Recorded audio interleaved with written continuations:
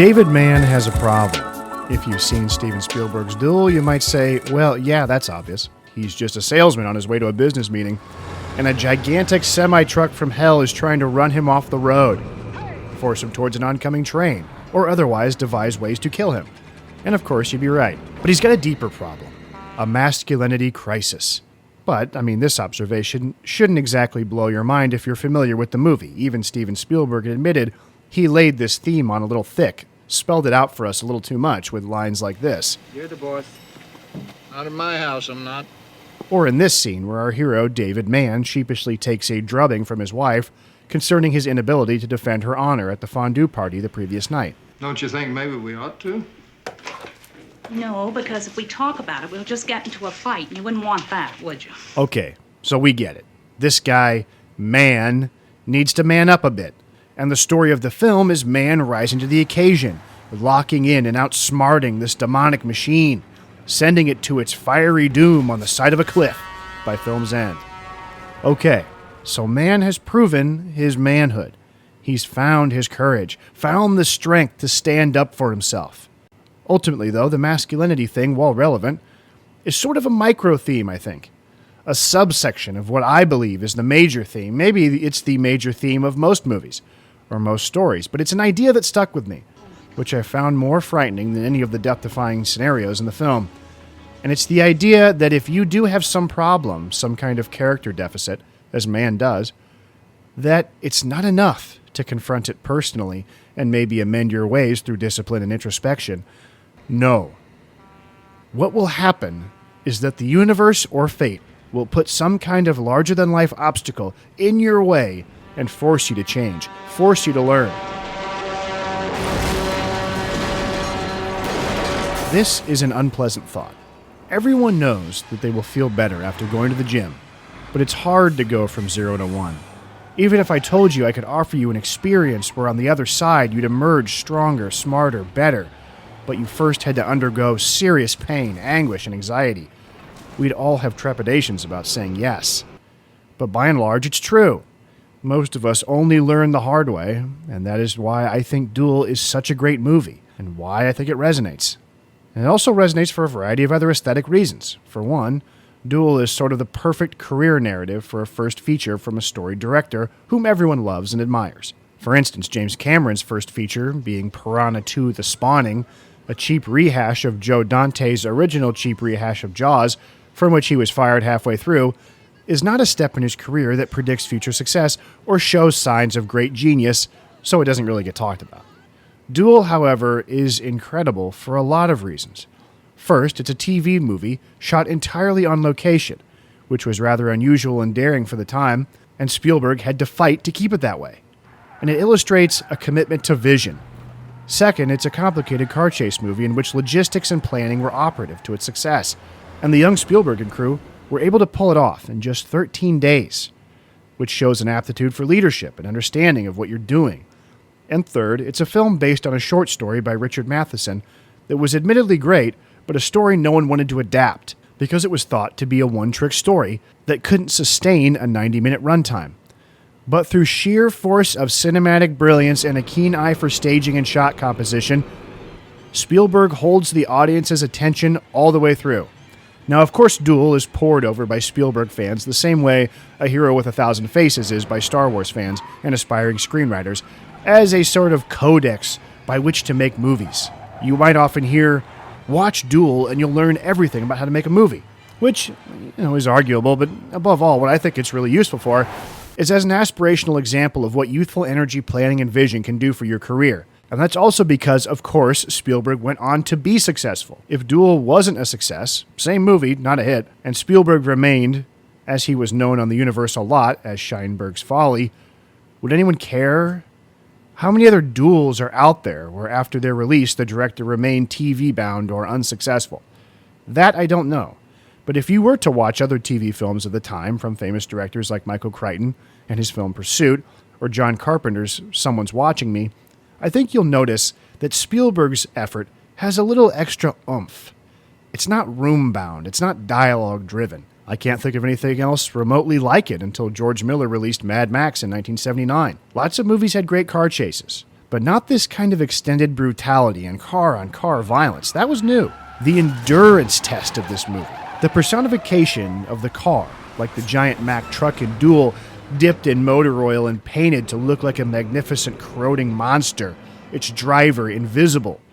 Perhaps, as author Stephen Awalt posits in his engaging book Duel, The Making of a Film Career, the invisible driver is a stand-in for bullying, or for bullies, something Spielberg has attested to, something we know he has experienced in high school, both from his interview testimonials and his own biographical account of his life in the film The Fabelmans. I don't know, maybe that's part of it. Maybe that's a theme. Maybe the put upon David Mann is a simple upper-middle-class, keep-to-himself guy trotted on by Nixon's silent majority Hicks, who he looks upon with paranoia during a break in the film's tension, trying to ascertain the identity of his tormentor at a local roadside towny bar.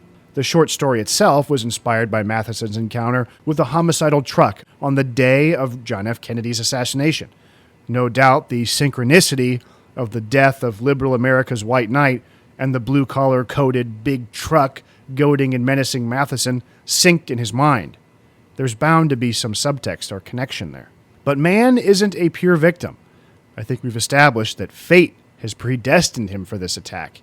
He has to come out stronger on the other end. The truck is a dark angel. He is unseen because he does not exist. He exists as long as man is weak, as long as he needs to be strengthened. This long and harrowing afternoon was orchestrated by the cosmos. I love the opening. Man pulls out of his garage in Toluca Lake, California, through downtown Los Angeles and down the dusty desert highway. It's beautiful, isn't it? Aren't these old rustic gas stations and roadside greasy spoons, and not to mention Mann's 1971 Plymouth sedan, all just great to look at?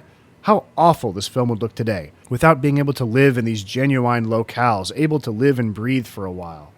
And sand and desert that's filmed with a golden sun hue, and not blown out white and stark as we so often see. Once the cat and mouse game starts, we're off to the races. My favorite moment, the one that really escalates the tension, is when the truck waves Mann to go ahead and pass him.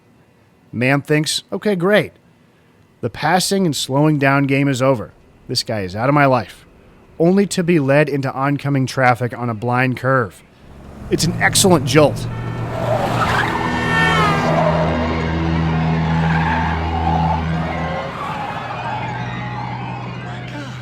This sort of photography is not easy to capture.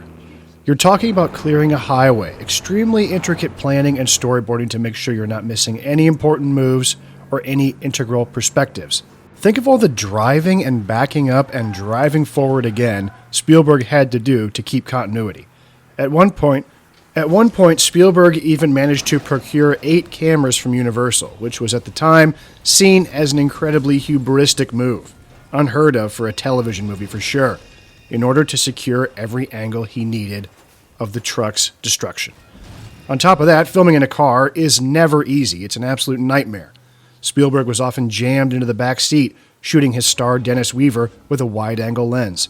One of Martin Scorsese's early efforts, Boxcar Bertha, a film for Roger Corman, also involved heavy machinery moving linearly and interacting with the characters.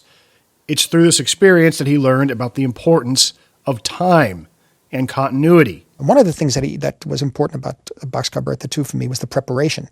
Because the one thing I learned from Roger was total preparation. Before shooting started, he came down, and I was told that you're going to shoot all the scenes with the train first 4 days, which is like baptism of fire. Because a train, when you do one take and you want to do another take, the train's got to back up. Backing up takes time. We don't have time. You go in the morning, you're already behind. There's no such thing as time. You've lost time already. Just by breathing, you're losing time. A normal script wouldn't have helped you achieve the kind of narrative that Duel presents to us. It needed more of a map than words printed on a page, and that's exactly what Spielberg did, plastering the walls of the nearby base camp motel with a room-sized wraparound map that illustrated the progression of the story. Sadly, criminally, in fact, the only evidence of this magisterial illustrated script are a scant few stills flash in front of the screen during Laurent Bozzereau's DVD doc on the making of Duel. Where is the high-def scan of this thing for posterity? It needs to be seen. I want a copy. I have contacted Buzero with little success. If anyone has any leads, as I'm sure it's sitting in a box at Universal somewhere, please help me track it down. I will be continuing this mission and will not give up. So if you enjoy my channel, give me some clout by liking this video and subscribing. Feel free to reach out in the comments, or maybe, if we have to, we will steal it. Spielberg shot Duel on a budget of $450,000 in 13 days. It took roughly a month to edit, which is a quick turnaround, all things considered. I spoke before about the possibility that Spielberg was lucky somewhat, or that there might yet be some underappreciated guys out there whose nascent work didn't catch on, and they were thus lost to time. That may be, but what we can say is that in order to make this movie, even if the editors had their hands full with material from numerous cameras, you can't necessarily repair a film like this if the director didn't know what they were doing. Spielberg could have cut this himself because he had to have had it all in his head. When he was shooting, he knew what it was supposed to look like. He knew what he needed to make it all cut together. There is no moment in Duel where you are confused about where you are or where one car is in relation to the other. That's because Spielberg shot wide shots. Any close-ups are always stylish and interesting. Point of view also explains geography, and we get these shots constantly. This is incredibly hard to do. It's tough to keep your blocking straight with just people in a room, unless you think I slandered Carpenter earlier by minimizing his film Someone's Watching Me. The blocking of the 10 characters together in the thing, the geography of knowing where they are, if their eye lines match, how they relate, and at what angle you need to shoot an actor in relation to another is very, very difficult. The Thing is a great example of this. It's tough to keep it all straight in your head with just people. Now imagine doing this with vehicles in the middle of the fucking desert. Truly an impressive feat. Truly the art of the duel. Thank you guys for watching this shorter video today, but I watched Duel and I had some quick thoughts and I wanted to get them out. Thanks to everyone who's a new subscriber, and I'll see you next time.